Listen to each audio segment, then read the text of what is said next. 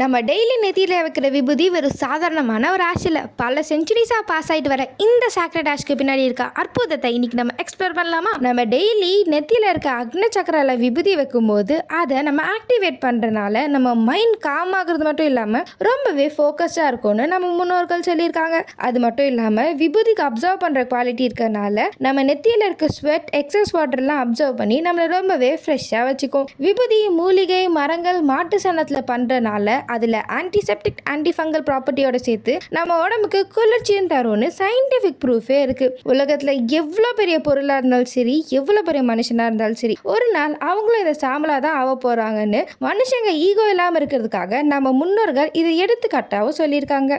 இது மட்டும் இல்லாமல் சிவன், முருகரை வழிபடுறவங்க அவங்கள நினச்சி அவங்களோட அருள் மொத்தமாக நமக்கு கிடைக்கணும்னு பக்தியோடய வைக்க ஆரம்பிச்சிருக்காங்க. சிம்பிளாக சொல்லணும்னா விபூதி நம்ம உடம்புக்கு குளிர்ச்சி தரும், மனசுக்கு அமைதி தரும், சோலுக்கு ஒரு டிவைன் கனெக்டை தரும். ஸோ நெக்ஸ்ட் டைம் நீங்கள் விபூதி வைக்கும் போது இதை சாதாரணமான ஆஷை தாண்டி இதில் இருக்க டிவைன் பவரை ஃபீல் பண்ணுங்கள்.